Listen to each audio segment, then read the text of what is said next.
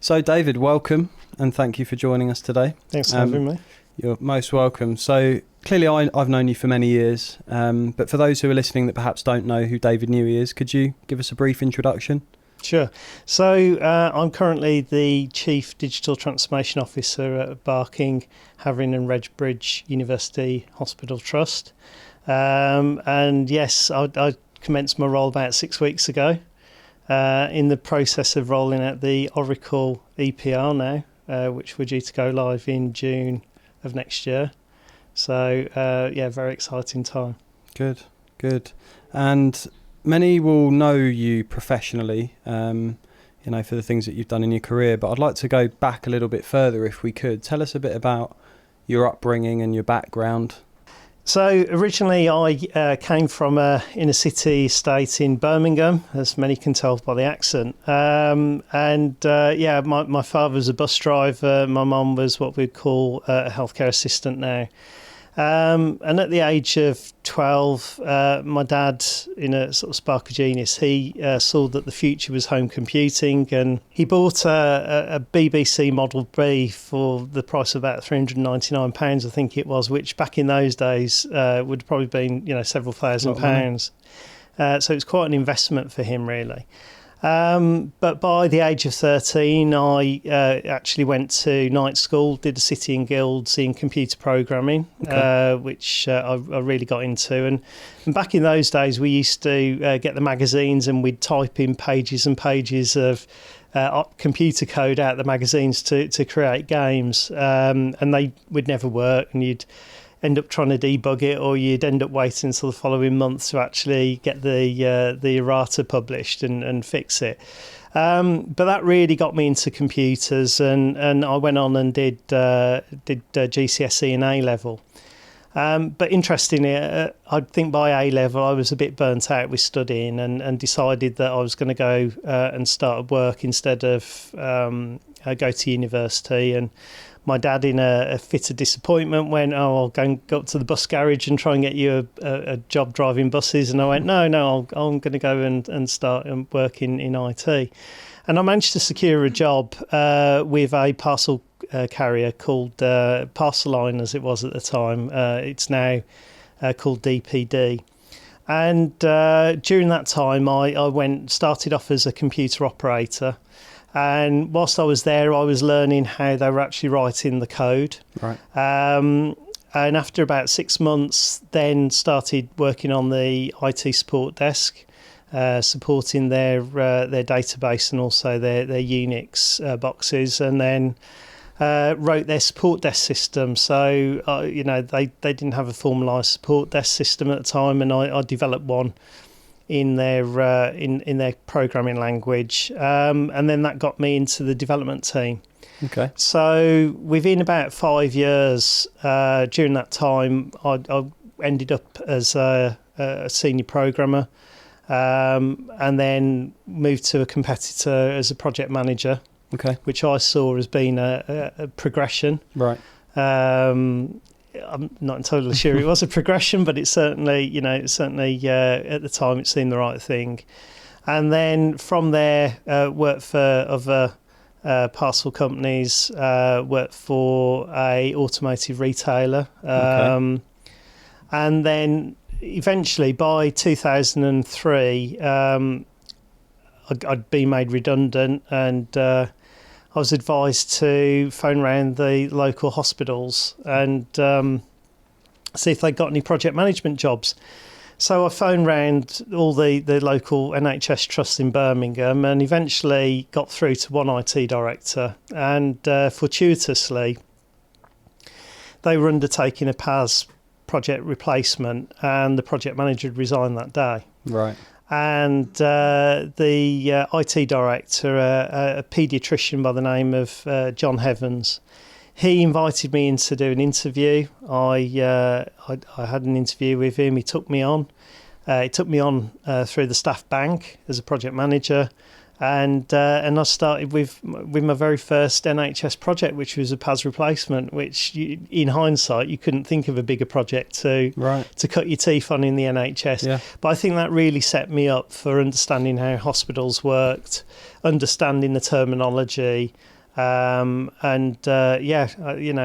was a great project. And to be honest with you, what pulled me through in terms of being able to deliver that was absolute rigorous adherence to Prince 2. Okay. So prior to that, I like most people, managed projects on, using a Gantt chart and Post-it notes. And John said to me, he said, well, you ought to go on a Prince 2 course. It's the way we do things in the NHS. And I went along, and I think the structure of Prince 2, particularly the way in which it breaks down projects into its component parts, really struck a chord with me, and struck a chord with my programming background in being able to break down complex problems into steps.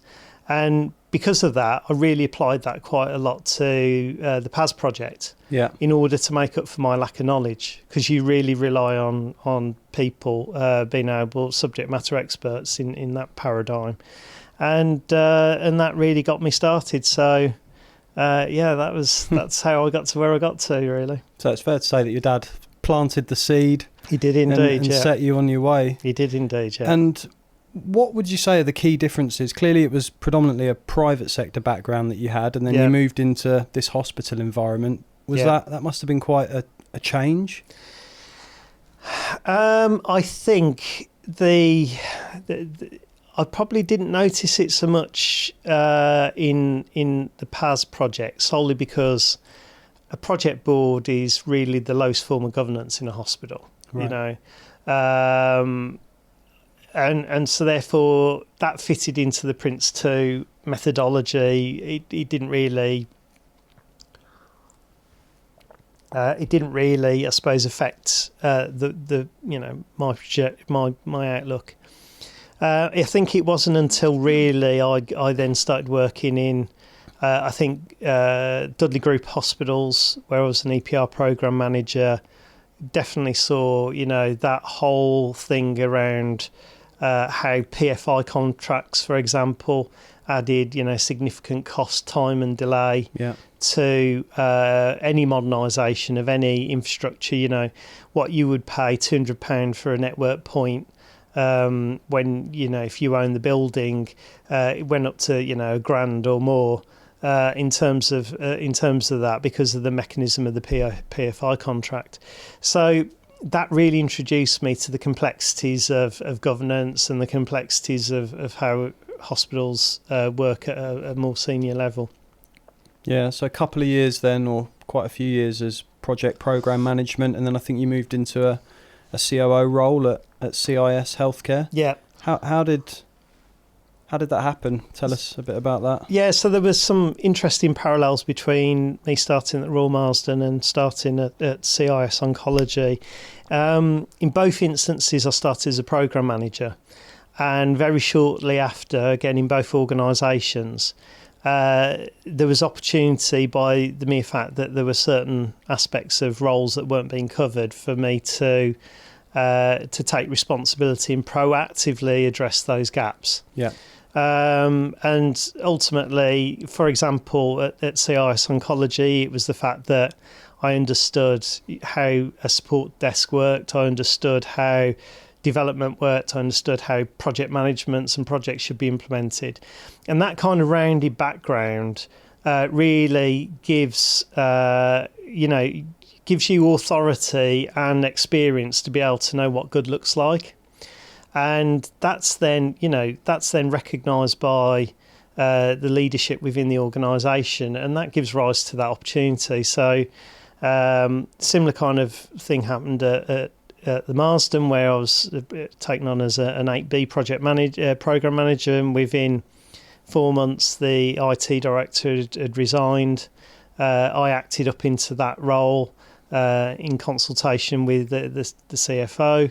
And then that gave rise to me becoming deputy CIO and then ultimately CIO. So I think, as we talked about earlier on, your focus very much determines your reality. And also preparation and opportunity equals success. And I'm a great believer in that. You know, acting to the role that you want to be, not the role that you are, and doing it in support. So in conversation with your line management to support you in doing that, will see you being ultimately successful. And I think, you know, that is a recipe that I've tried many times in the past and has always worked. Very interesting indeed, yeah. So Royal Marsden, you were working into Lisa Emery, which we've heard a lot, you know, we've heard a lot of great things about Lisa, and I know she's very well respected in the industry. What was it like working for her? Yeah, so Lisa started, I applied for the CIO role after acting up as the IT director. And wasn't successful in getting it. And the first day that she started, we had our one-to-one, and I said to her, you know, I just want you to know I've applied for your job and I didn't get it. But I will support you in whatever you decide to do now, because this is your ship and you're the captain, you know. And she never took umbrage at that, and I was fully supportive. And you know, in my past, I've had people where I've been more successful than them in terms of opportunities, and they've become difficult and non-cooperative and that. Yeah. And actually, that's really not a positive way of approaching it. So I took the opposite approach. I really sort of lent into looking at what I could learn from Lisa. Yeah. Because there was clearly reasons why she got the role and I didn't. Yeah. So what can I learn from that? How can I contribute to the success of the team and to the success of the hospital? And from that, we really formed a great working relationship. You know, we recognised each other's strengths. And we lent on each other's strengths. We worked, you know, pretty much hand in glove. And I think, you know, I always say that was the sort of the halcyon days of the Royal Marsden's digital team, really, was when we were working together. And do you still talk to her today? You still friends? Absolutely, yeah. She was at a barbecue at mine only nice. Recently, so yeah, absolutely. Good. I think what the first point that you made around kind of, you know, moving aside and supporting her says a lot about your character. So yeah, thanks for sharing that note with us. So then Lisa leaves, she moves on to Sussex. That's right, yeah. And then you take the position of interim CIO. Correct, yeah. What's it like being a CIO? At the Royal Marsden, particularly. The timing was absolutely interesting, to say the least. And, you know, we were 12 months away from going live with Epic. We were really stuck into the Epic go live. And there's a couple of interesting things, I suppose, to observe from this. The first one is that because Lisa had been so supportive during her time, it wasn't like there was a gap of knowledge. You know, she didn't walk away and there wasn't continuity. You know, I was very much appraised of where we were. We'd been working on a 5-year digital strategy that we both wrote over a Christmas, actually, back in 2018. And so therefore, you know, we were continuing to execute on that. And I think there's a massive lesson to learn from there around continuity, around ensuring that you've got succession planning, and around making sure that you're delegating and including as many people as possible in the work you do, so that, you know, as people do move on, that you don't leave a vacuum. So really it was a kind of a natural handover, but equally I was very, very much focused on the Epic go live at that point. And really, you know, and it's a tip to anyone implementing an EPR, you know, the team really had to pivot and start dropping off projects to really focus on the EPR. By the end of or by the time we went live, and pretty much 6 months leading up to it, the entire digital team was working on Epic. Right. You know, we went live, and then we had to open a cancer centre, £100 million cancer centre, only 3 months after it. Which we did, you know, I had an absolutely first-class team behind me at the Marsden, and I wouldn't have done it without them. Frankly, it wasn't me; it was them and their success. Sounds like you clearly delivered a huge amount in a short space of time. Yeah. Sounds like a really stressful period, was it? It was. It's emotionally draining. Over the course of the 5 years, I think we spent circa, well over £100 million, probably closer to 150. The various projects that we ran. Yeah. And was it stressful? Absolutely, it was stressful. These things are, and it was stressful for the team. Absolutely. Yeah. But we kept communication going. We had weekly Teams meetings. We kept everybody in the loop. I was very clear to people and trying to set expectations early that if people felt stressed, that was okay. It was all right to feel like that. It was okay to share. It was talk about it. Let's all get through this together. But I do think it takes its toll on IT teams and organisations generally, because if you observe most EPR go lives, you will see an absolute avalanche of staff that fall away from those organisations within 12 months of going live. Because? And generally within 6 months. Because I think there's an element of burnout. Right. You literally put every ounce of energy, emotional energy, physical energy into an EPR go live. They are by far the toughest type of go live that you can do in the NHS, and for most people they'll only ever do it once in their careers. So I think it takes its toll. We try and support staff through it. We try and prepare them for it ahead of time. But yeah, it does take its toll. So most people will only do it once in their careers. You're about to go through your second. Yeah. What are the sort of top 3 do's and don'ts? Because there's still organisations across the country. Most have gone through that transition, but there's still some that are yet to do it and potentially are listening. So any key takeaways from you? To ape Tony Blair, communication. I think it's absolutely essential that you communicate with the entire hospital and form, multi-channel communication, not just posters, not just emails. Use every opportunity. And it's funny, at BHR, our chair, or our ex-chair, Jackie Smith, obviously I met her just before the election, and she's now resigned and gone to sit in government. But I did say to her, it is actually communication for an EPR is just like an election campaign, in that you need to have a proper campaign strategy. You need to identify who your audience is, how you're going to connect with them, what the key message is, how frequently you're going to do it. You need to go and doorstep people with handouts, with leaflets, with rosettes. It is the parallels with an election campaign actually for EPR communication are uncanny. So that's one. I think operational ownership of the system is absolutely essential.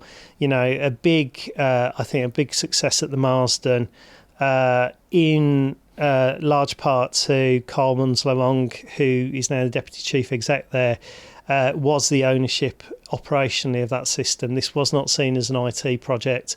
The build was owned by the operational teams and the clinical teams. When it went live, how it was adapted, how it was adopted, the SOPs, everything was owned by the operation and by the clinical and nursing groups. And that was driven down through the divisions. And I learnt as much from observing that being done so well as anything I personally contributed, definitely. That sounds like a team game, really. Oh, absolutely. And very much about winning hearts and minds. Very much so, yeah. You talked a little bit about engagement with the board. I can't remember who it was, potentially Andy Callow. I think he published an article that said that 78% of secondary care organisations don't have digital representation on exec boards. Do you think that matters? I think it's a massive issue. I personally think it should be something that's almost wrapped into CQC inspections. I think it's that essential. Now, I didn't appreciate the importance of it until I started at BHR. Okay. Because at Marsden I reported into the CFO. But BHR have taken, the decision to include digital representation on their board, on their exec committee, and whilst at the Marsden you were part of the exec group, you weren't an executive director. Where at BHR you are an executive director, and it's totally different. I am literally blown away by the difference, which I had no awareness of, previously at the Marsden. And it's all around forming relationships. It's around the fact that you don't get stuck into the minutiae of the detail. That whole thing about focusing on strategy, focusing on governance, focusing on assurance, those are the three key tenets of that exec role. And your communication skills have got to be at your absolute A game at that level. And I think part of the problem for natural IT people like me, so I class myself still as a technologist, right, at heart. Helping my 8-year-old with using Scratch to write, computer games and stuff like that. But you've got to really put all that behind you, and you've got to simplify it. The biggest challenge I found in terms of communicating with exec boards is dumbing it down, or not dumbing it down is probably the wrong word, but certainly tailoring the communication to bring out the salient points without blinding people in technological buzzwords. So some people will call that dumbing down, but in reality it's about communicating appropriately to your audience. And I think that is a real skill that any aspiring CIO that wants to sit in a board really needs to master, is how do you move from being delivering an operational service to actually being able to communicate effectively.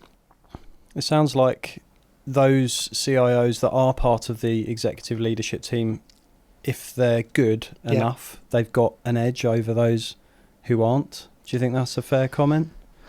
From an organisational perspective, they can steer the ship more effectively, perhaps? I think they can certainly look for opportunities ahead of the game. So this is my takeaway for it. When you're not sitting with your exec colleagues, I think the ability to have unguarded conversations and spitball ideas is less. Yeah.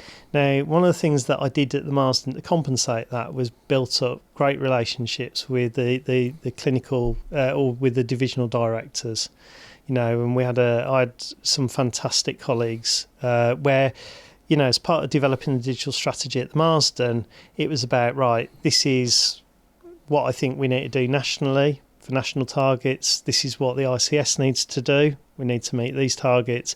This is what the organisation needs to do.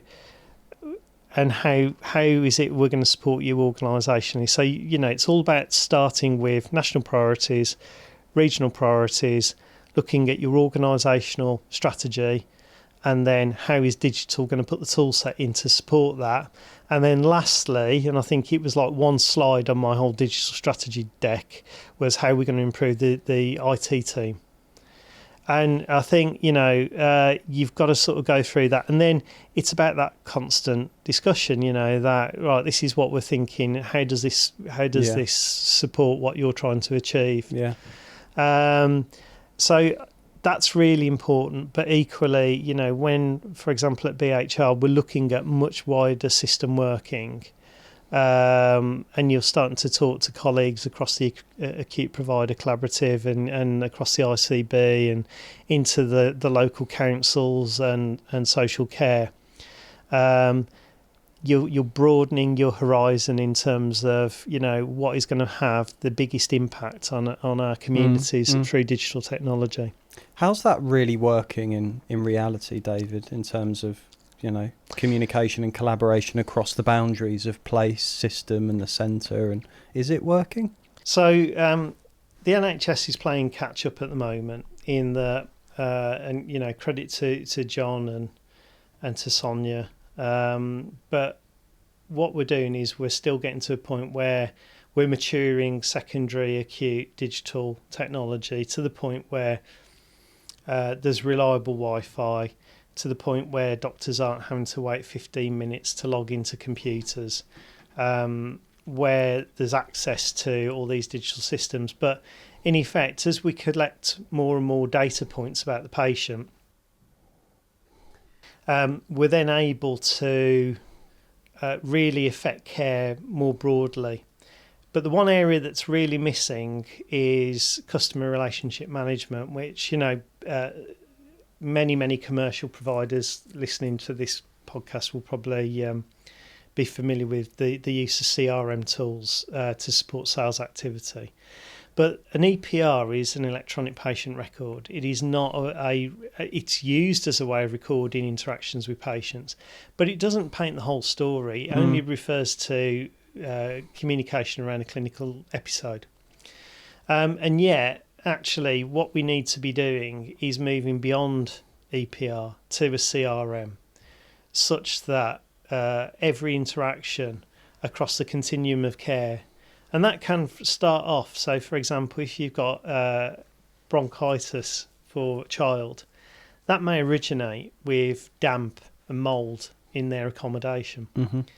That may have started with a phone call to the local authority or to the housing association about repairing that. And it might be something as simple as a £50 guttering that needs fixing. And yet, it doesn't get addressed. Child deteriorates. Child goes into hospital. Is treated, discharged. The source hasn't gone away. Yeah. We then start medicating the child to cater for the failure of a fabric, problem, material problem with the building, and the reality of it is, this is where, it's a curse of accounting in a way, is that we try and categorise spend. We go, oh, well, that's a healthcare spend. That's not a capital spend on housing. If we've got a housing budget, then we're over on housing, but we want to try and save money in healthcare. No, that's wrong. A £50 repair could actually mitigate the health effects on a child that then causes a massive spend in secondary care and takes up, clinician time, takes up beds and all the rest of it. So there's an argument to say, and I firmly believe this, that as we move past EPRs, and we will come to a point where we move past EPRs, we should be looking at customer relationship management, patient relationship management, call it what you will, citizen relationship management. To do that, I will copyright that. Citizen relationship management, to start doing that whole end-to-end thing, because until we start shifting, for every pound spent on prevention, it could save £60 in treatment. Yeah. And we've really got to move that out. But it does move to addressing the whole piece around prevention and the causes of ill health and how we do that. And I think, that's where we require greater cross-boundary working, and that is happening. That absolutely is. In BHR, they have got a fantastic working relationship with the town councils, with the ICB. I was at an event only yesterday morning talking about it and how we improve things. But I really do think, we need to now start thinking bigger than just EPRs. Okay.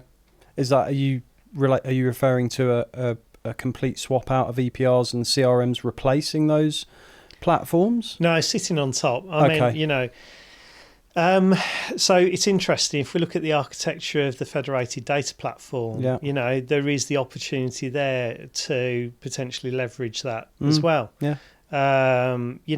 There's a big push amongst EPR providers to provide regional data, data clouds for patients across a particular region. That is 10 years out of date. We're moving past that already. The FDP will move past that, and I don't think EPR providers have cottoned onto this. That whole thing will be in the past. Sure, sharing clinical data is across a patch is fundamental. But in reality, I've got that now. I've got the NHS app. I can go into any provider, primary, secondary, mental health, and probably have more data on my phone on the NHS app than those providers have got. And, you know, my comment is to the NHS leadership is that really, you know, we should be looking for incremental quick wins, and the biggest quick win we can do is actually sticking a clinical portal on the NHS app and making that available nationally and putting an API on it. It's such a no-brainer for such little cost. You know, I don't understand why we're not looking at that. So I think, you know, Federated Data Platform and the NHS app, between those two things, you've got an opportunity, and actually the NHS app could then act as a gateway into CRM as well. You know? Yeah, it's an interesting view. I mean, you talked about the FDP a little bit, and that's a fairly controversial topic at the moment, and I think it will continue to be. But clearly there's value in, I think somebody cited that the NHS is one of the largest custodians of data, I think potentially in Europe, maybe even the world. So there's an opportunity there around the data. Can I just say, the concept of the FDP is not controversial. Okay. The provider of the FDP is the controversial bit, right? The idea of sharing healthcare data, you know, ubiquitously, I don't think is in any way, shape or form controversial. Okay. You know, if we just stuck open air in there, then you know, the open air aficionados would have gone, hey, right, you know, we've done it. Well, you know what? But because Palantir have done it, and Palantir have got their, you know, historic links to the American defence industry and all the rest of it, so suddenly, you know, there's a political, philosophical, ideological component to it. But actually, if we isolate ourselves from that and just look at the pure benefit of the FDP, it's immeasurable, and I think, you know, it's absolutely the right way forward. And what are the benefits, just to be clear, for those that don't understand it? I think, you know, the ability for having a single source of truth for a patient, nationally, regionally, locally, is immeasurable. And if you think about it, again, focusing on prevention, as wearables become more and more multisensory, you know, and we see this with the evolution of the Apple Watch. Samsung have now got the Samsung Ring that have come out. You know, there's all these components. There's a company called PI Health that are doing a mental health ring. You know, when you look at all these things, we should be able to start detecting more data points. And if we have an aggregated view, we can see certain patterns and trends that these aggregated data points lead to outcomes. And we can go, right, well, okay, if this is happening, we can see with these variety of other factors, we can see that most likely this is the outcome. Yeah. And it's going to be a negative one. And we can do a couple of things from that. We can either direct earlier intervention. Yeah. We can gamify the experience and provide, you know, early interventions with gamification in order to encourage nudge behaviour, in order to encourage avoidant behaviour. But at a minimum, you know, how many people look at their smartphones to understand how many calories they've eaten, how much weight they've lost, how many steps they've done?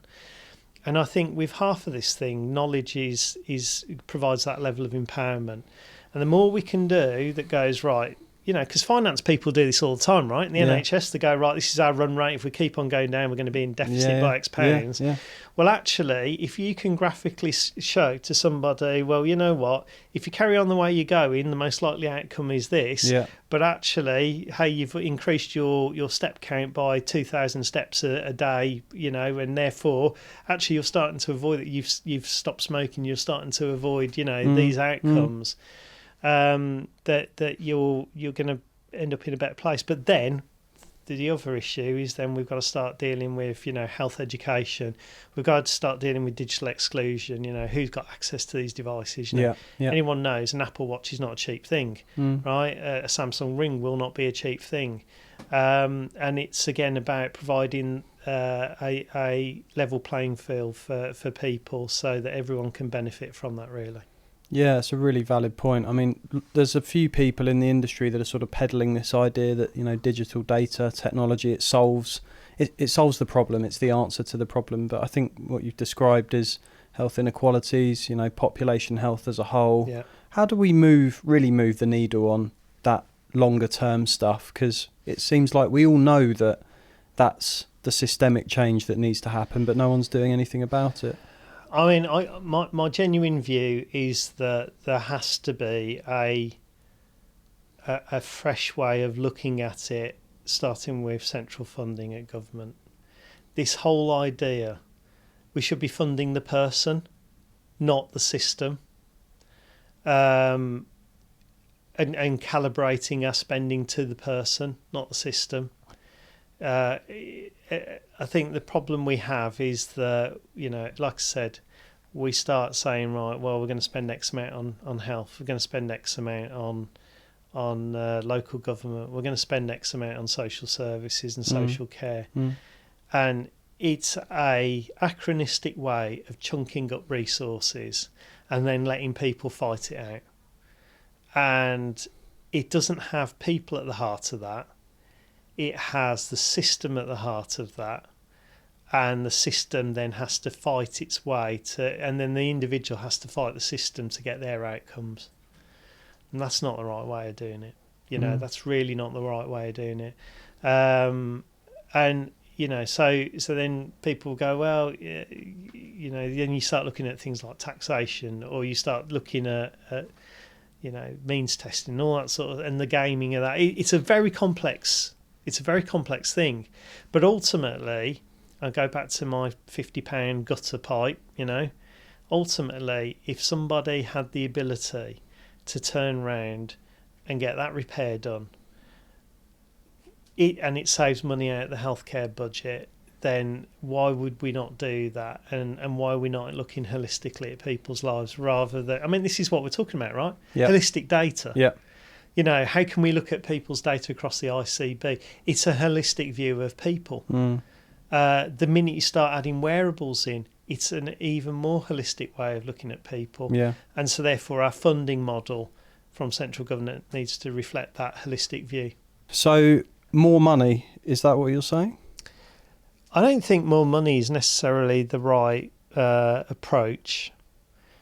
I think better utilisation of that money.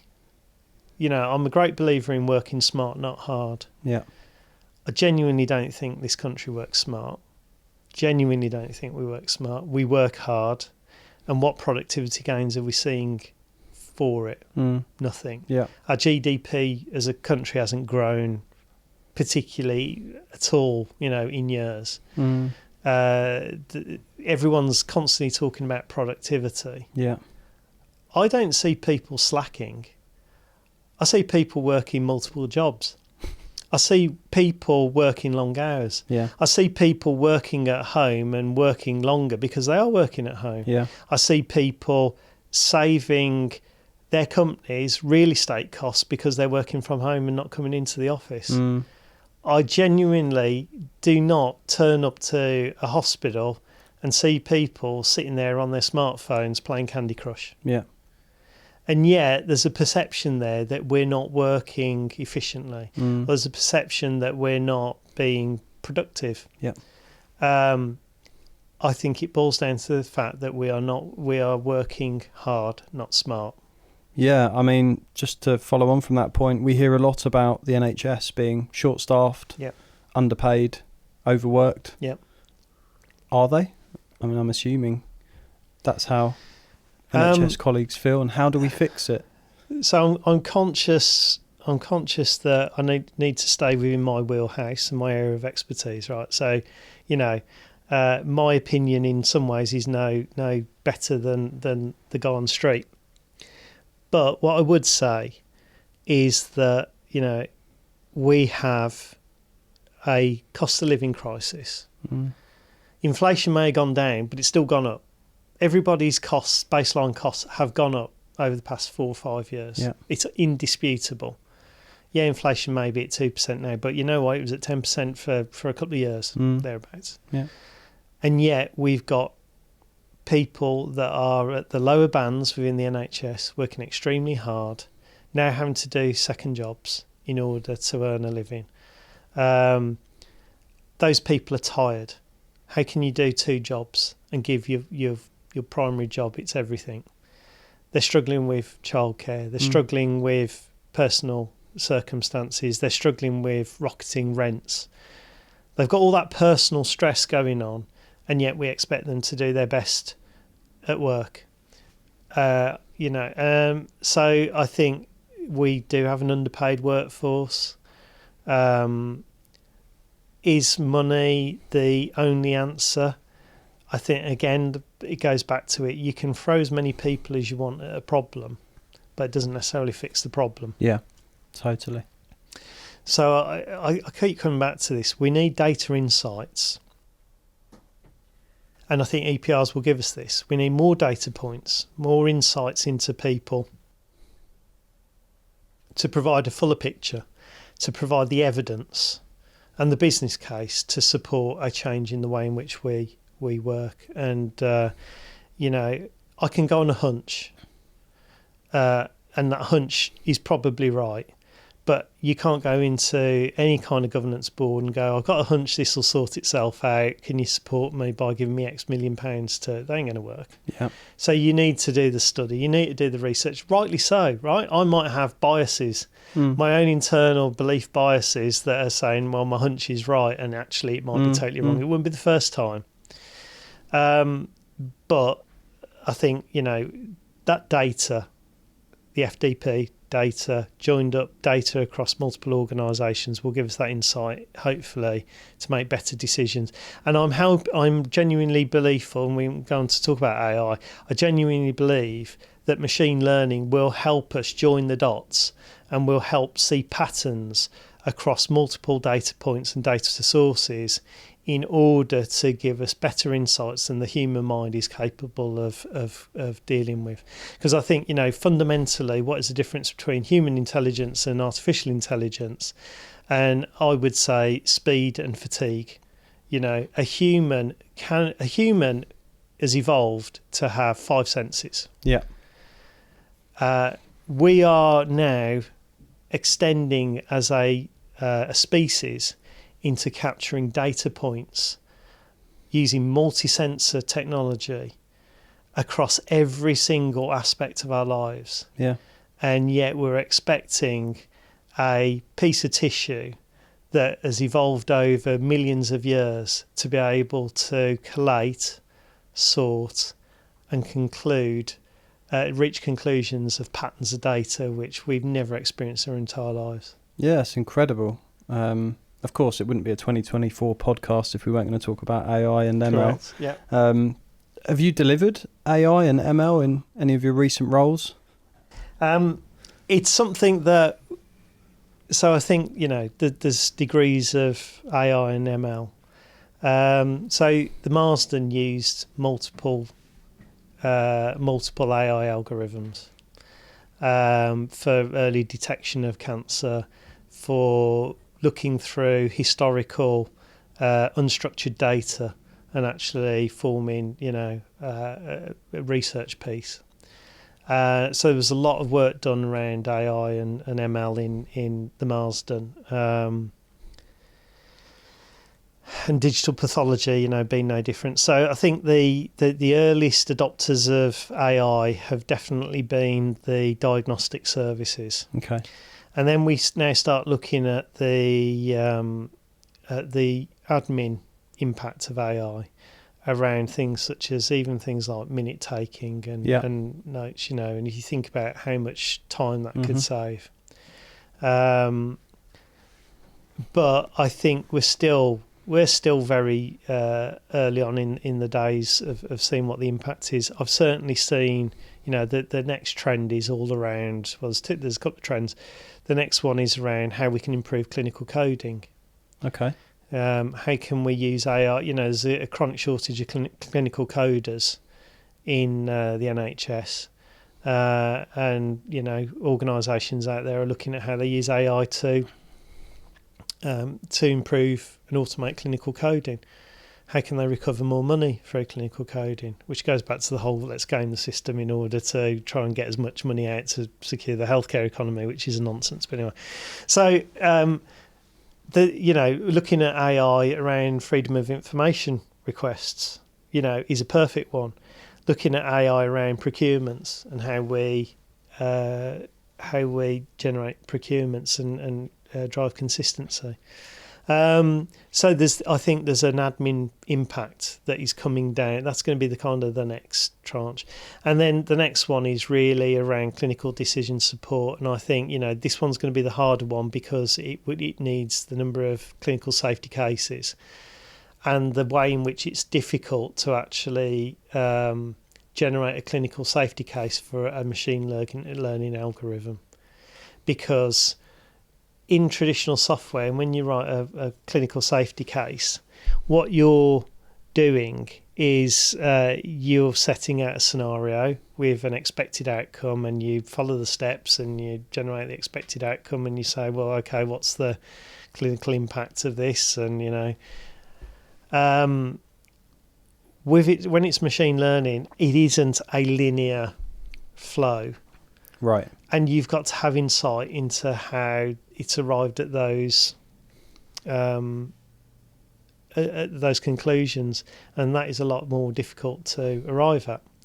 And I know, for example, there's an organisation in London that is looking at summation of historical notes using generative AI to summarise a patient's history. Mm.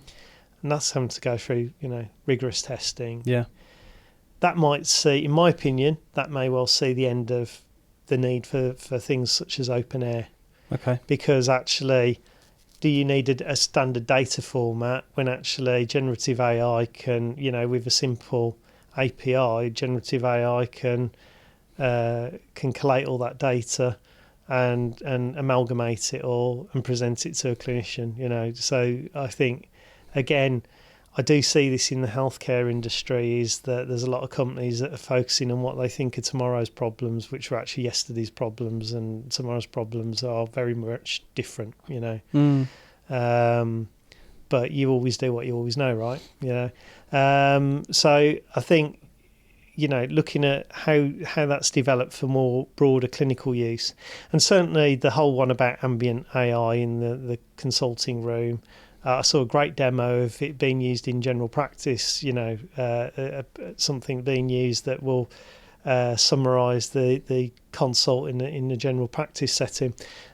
Same being in the outpatients, you have a mic in the room, it'll be listening to you, it'll be writing up your clinic outcome note, it will be automatically generating a template of an order comms list to go out, all that sort of stuff.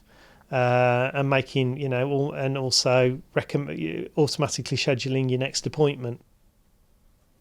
I mean, it's not hard, is it? Right, I want you to go and get a CT scan, and I want you to come back after that, 2 weeks after that, when we'll have the results. Bang, bang, bang. It's all ready to go. Yeah. So I think we're about to see a real revolution in the way in which AI impacts clinical time. But I think we might well be 5 years away from that becoming really mainstream. Yeah, what you're talking about is kind of high level, not basic, but, sort of starting there in terms of admin tasks. But, the potential, my imagination's running wild with the potential, and I'm sure there's people doing some pretty complex things even today. Should people be worried about AI? Should people be? Well, I'm not a philosopher, really. But you must have heard some of the, the likes of Lex Friedman and people like that who have said, give it 2, 3. Yeah. Yeah, I have. I mean, I'll be honest with you. I think we are on the cusp of a revolution that humanity's never seen the like of. If you think about it, the biggest impact to industrial or to society was the move from an agricultural society to the industrial one. It saw everybody coming in from the countryside. It saw the formation of cities. It saw the widespread adoption of fossil fuels and all that sort of stuff, right? It saw the mechanisation of wars and all sorts of things. We're now in an AI revolution, which will...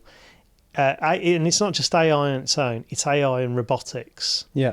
And actually it's even, we talk about space and, which is, as you know, is my thing. But, if we coupled space and we couple AI and we couple robotics as three pivotal technologies that will absolutely transform society in the next 80 years, those have the capacity to change society beyond any recognition that even my children would recognise.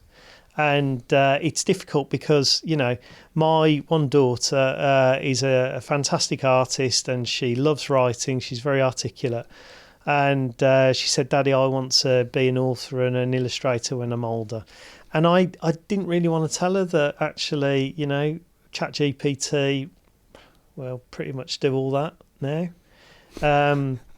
And I hear the counter argument to say, but people will want authenticity. They'll want the human touch. Well, they will want the human touch, but we're also living in a world with a population collapse. We're also living in a world, so there'll be less people to do that sort of thing. We're living in a world where we all consume one credit card's worth of plastic a month. Humans. So actually, will there be the people around to do that authentic thing? Will people actually spend the additional money for the artisan product versus the mass produced AI thing? Yeah. And how many people will dine out in an artisan restaurant versus go to McDonald's? Is a good analogy. Yeah. So I don't think the case has been made yet. And this is what I mean is I don't think anybody can really see where this is going other than to say that it is all upon us and, human civilization, society will be recognisable in 100 years' time. It's absolutely guaranteed. The AI algorithms have come up with, I think it's somewhere in the region of about 200 new metamaterials which have either previously been discounted by humans because they didn't think it would work, or it's just generated it, that we've previously not done. BMW used AI to envisage the aerodynamics for a car. What are the most efficient aerodynamics for a car? The shapes it produced, they simply didn't move forward with because they just didn't think the market was ready to actually go and move to buy them. Yeah. So those are examples of where we are really at the cusp of what this will do. And in terms of health, where do I see it going? Ultimately, I can envisage a world in which we do desktop genomic testing in your primary care setting, and that an AI algorithm will be able to turn around and determine what gene therapy you need, and it will be printed using a 3D printed CRISPR technology. And that exists today.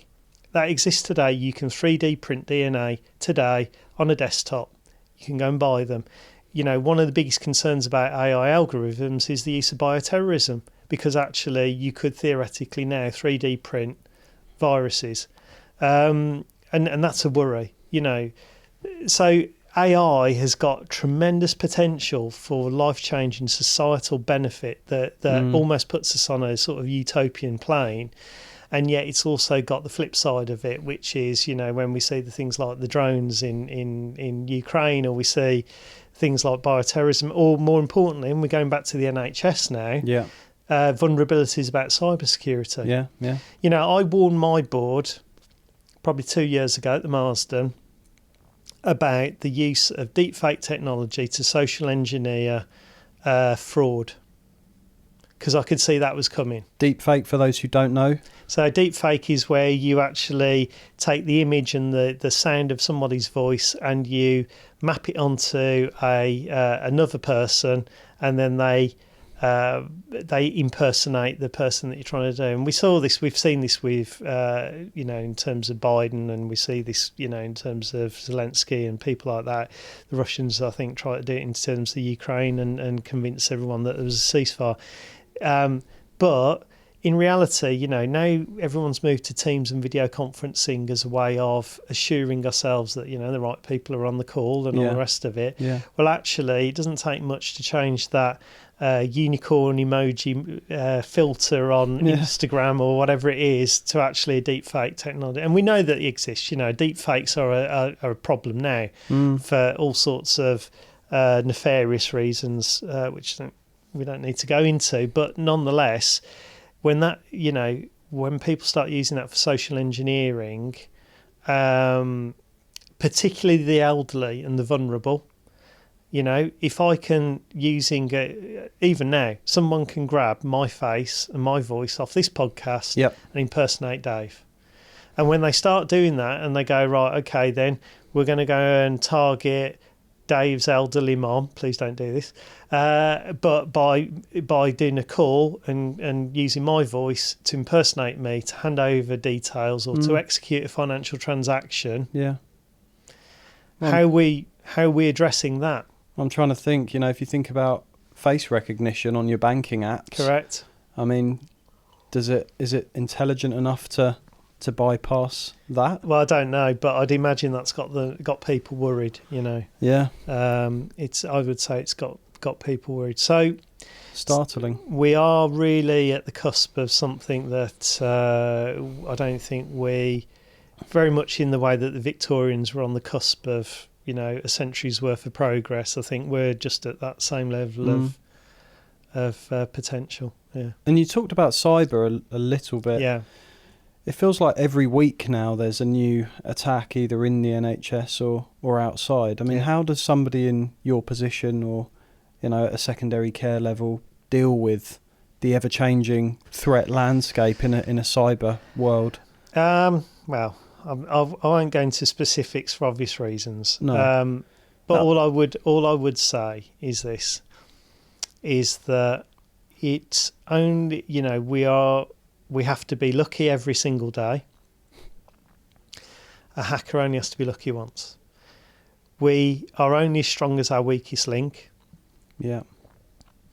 And in some ways, the weakest link isn't within the NHS. In some ways, the weakest link can be as part of the supply chain. And the suppliers, and I've seen firsthand suppliers' approaches towards cyber can be variable, to say the least. In what way? Good, bad and ugly, I think suppliers need to understand just how vulnerable they are to attack, and they are now the most, as we've seen with Synovis, they are the most common attack vector for attacking government organisations. And they've really got to up their game, If and I genuinely believe this, if an organisation doesn't have their own chief information security officer, not someone who does it as part and parcel of their other day job, but if they do not have a CISO or do not have engagement with a company that will provide that level of service for them in the healthcare market, they need to reevaluate that position, and they need to do it very, very soon, because I think, it will be something that focuses in our future procurements. We ask about Cyber Essentials Plus and all the rest of it. Well, it's going to go a step further now. And if they're not monitoring their own infrastructure 24/7, then actually, are they secure? The answer is not. Yeah. So I think, suppliers have really now got a part to play in defending the security of the NHS. Let's come on to space travel and the transition from Royal Marsden and this engagement with European and the UK Space Agency. Tell us a bit about how that all came about. Yeah. So, at the same time I was playing with computers, I was also making, spaceships out of cardboard boxes, as you do. A massive Trekkie. And so I've always had an interest in space, and but I think one of the key things for me is my approach to life, right? Which is to be successful, don't strive for success, do stuff that you're passionate and interested in. You know, the Royal Marsden was the most interesting role I've ever had, by the mere fact that it was one of the top 3 academic cancer research hospitals in the world, by the fact it was leading edge in its game, and it was just interesting. You know, you watch Channel 4 and watch about super surgeons, and you see the stuff that these guys and girls do is just incredible. And after I left the Marsden, one of the things, you know, I kind of was looking for something that was equally as interesting, because I think you expand your brain very much in the same way you expand a muscle, right? And the more stress, we talked about stress with the EPR, the more stress you put it through and get through it, actually the more it expands your ability to do more. Yeah, I think is you know, a key thing. And I follow, you know, a lot of space publications, social media, and that. Very, very interested in what SpaceX is doing with Starship, and because of that, a lot reading around the subject. The European Space Agency reached out via social media and asked for volunteers to get involved in a citizen science project around looking at the impact of radiation on astronauts' bodies and doing literature reviews. And having done the Digital Academy, and again felt a bit of a gap in my life, and having done the EPR and felt a bit of a gap in my life, and going, I really want to get into something I'm really interested in, and what have I always been interested in space? Well, let's go and do that. And so again, when that opportunity came out, being prepared for it, taking the opportunity led me to get involved in it. And it was fascinating looking at various studies, you know, ranging from the aftermath of Hiroshima through to Chernobyl, through to radiotherapy with prostate cancer patients, all sorts of things to sort of look at the impacts of radiation on the human body. And then shortly after that, the UK Space Agency reached out and asked for assessors that were domain specialists to help award innovation funds to companies that were bidding for, I think it was a pot of £37 million worth of funding. And obviously AI is a big part of some of the stuff that some of these companies are working on. And so I again volunteered for that and got involved in that, and you know we awarded a significant amount of money to various institutions after Christmas. So that was fascinating. Again, you know, you don't know what you don't know until you read some of the stuff that is off the pages of science fiction. And yet, you know, this is happening all now, really. So yeah. Is it fair to say that if you got the opportunity, you'd go to space? Will I ever go? I mean, I absolutely would. Although looking at the effects of microgravity, I'm not entirely sure that it would be the most comfortable of experiences. But I think for me, you know, we talked earlier on about how AI and robotics is going to impact society. And for me, the big thing is around Starship. So for those that don't know, in 1969, when the Saturn V rocket took man to the moon, that could lift the equivalent of 115 London buses worth of material. Wow. When Elon Musk, as part of SpaceX, started lifting off the Falcon 9 back in 2010, it was going at the rate of, you know, once a quarter or something like that. It's now happening 2 or 3 times a week. With his latest spaceship that he's built, called Starship, he can lift the equivalent of 130 London buses in one launch and land the launcher back again. And that's significant because it lowers the cost of material to orbit. Yeah. So it took somewhere in the region of 40 launches of the space shuttle to put the International Space Station in orbit. You could put it up with literally 2 launches of Starship. Could put it up. It's that level of change. And if we achieve the same level of launch cadence with Starship, which is what he's planning to do, he's planning to send 1,000 of these to Mars, right?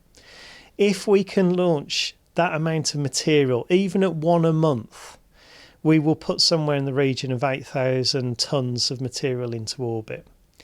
So we're now talking about, it is now and will be in 10 years, probably less than 10 years, probably 5 years now, it will be fully feasible to have rotating spaceships space stations in orbit. And there are actually, at the moment, there are 4 companies that are building space stations right now.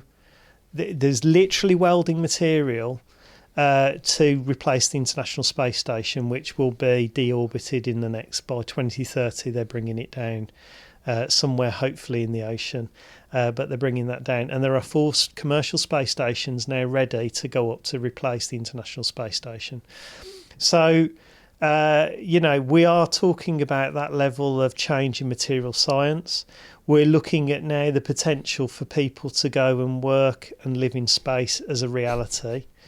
But equally, there are challenges around that in terms of risk, in terms of the amount of orbital debris around the planet. Somewhere in the region of 131 million pieces of orbital debris floating around the Earth at the minute, all at 17,500 miles an hour or faster, some ranging between the size of a grain of rice and a basketball. And how do we mitigate that risk? And, in my spare time, I own a startup company with others that has designed a mitigation device to provide additional safety for space travellers in the event of a rapid decompression of a space habitat. So that's one thing that I'm doing in conjunction with the UK Space Agency at the moment. And that's a long-term burn. That's, that probably won't be in demand for another 15 years. But when's the best time to invest in something? Well, that was yesterday, and the second best time is today. Yeah. And given that it took 15 years to develop the Apollo 11 spacesuit, it's only prudent to start developing this thing that will provide safety and security for the likes of me and you that are literally living and working in space in the future. And that's something that I'm working on at the moment. That's amazing. Sounds super exciting. At some point, does that take over the health world for you, or are you? I think it's really complementary, actually. Okay. When you think about it, they're both about keeping people alive, and so there's a lot of crossover, But certainly, I think that. Well, I hope at some point it does, frankly. I hope at some point that I'm able to say, yeah, okay, that was a chapter of my life and now I'm on to the next thing. But in the meantime, I've got no issue in terms of being able to manage both because, one of the things about the EPR is having done it before, what works, what doesn't work. Yeah. You kind of... so it becomes somewhat easier to, you're not mentally having to adjust to what should I be doing. Whereas the space thing, it provides intellectual challenge. And, I don't watch TV. I don't play video games. It's not my thing. When you reach my age, you've seen so many remakes of the original and the original was always better. That actually, just doesn't interest me now. So I just continue to try and expand my knowledge and do interesting stuff, I suppose. That's really cool. I haven't asked this, but there'll be lots of aspiring CEOs that are listening to this. Is there any, I suppose, what's the one piece of advice you'd give somebody that's looking to step up into a CIO role? Digital leadership role? Yeah. So I think ensure that you've got the breadth of experience and exposure to areas that are not your comfort zone. So, one of my previous team at the Marsden, Haminda, He came up through the project management route, wanted to get to CIO type role, CTO type role. I said to him, you need to go and get operational experience to round out your experience, and he did that. And he's I'm really pleased for him that he's gone and taken that advice on, and it gives him a view of because operations and BAU is different to projects, and I think it's really important you've got that view because it gives you authority to talk, and also it means that you can provide leadership and you know what good looks like. I think it's important you get exposure to multiple organisations. I think, sitting in one company, certainly when I was young, I would move at least every year and a half, 3 years at the longest. It wasn't until I was in my mid-30s that, I did a role that lasted 6 years. So I think, getting around broadens your network, and it also allows you to see what works, what doesn't, what good looks like. I think that's really important. And it allows you to continue growing as well. And then really it's about, don't just trust, verify. Start looking at what good looks like and start questioning whether you're achieving that. Don't just take people's word for it. Trust, you've done it, but just make sure and kick the tires on that to raise the quality and the standards. You've got to keep doing that. I would argue that the move from quality inspection to quality assurance has resulted in a net deficit in the quality of things that we see as a society. I would argue that quality assurance was a cost-saving measure personally. And I think, you've got to go back to drinking your own champagne and making sure that the service you're offering is actually still a good service. And then really learn to adjust your communication style. So start developing your communication style for different audiences. Be aware of where you're being too waffly, where you're being too technical. Be brief, get to the point, deliver the message in as simple a way as possible. Yeah. And also don't just look at it through a IT lens. Look at it through a more broad organisational lens. Go and have those conversations. When we talk about how I'm going to be developing the new digital strategy, it's not about what am I going to do as an IT person. It's what is the hospital of 2030 going to be like? How's that going to deliver care? Sure, we can bring ideas to the mix and go, have you thought that, we can do X, Y and Z? But turn around and make it focused on the goals and objectives of the organisation, supporting those. If, for example, the goal of the organisation is to reduce the length of stay, then talk about how technology can support that reduction in length of stay. Yeah. If the goal of the organisation is to reduce the number of presentations at A&E, look at how technology can help that through a better digital front door. If the goal of the organisation is to reduce the number of follow-up appointments, then look at how technology can enable that. But don't go with we're going to do wearables. Okay, well, why? Why? Yeah. Or whatever it might be. We're going to do AI in outpatients. Well, why? Well, it speeds things up. Well, okay, is that where our pain point is? Is that what we want to do? Actually, will there even be an outpatients as we know it in the future? So I think we mustn't make assumptions as technologists as what we think is the next shiny thing is necessarily a thing that's going to meet the demand. David, it's been a pleasure. Hugely insightful. Thank you for making the trip. Thank you. No, not at all. And it's been great sharing my thoughts. Thanks for giving me the opportunity. Thanks, David.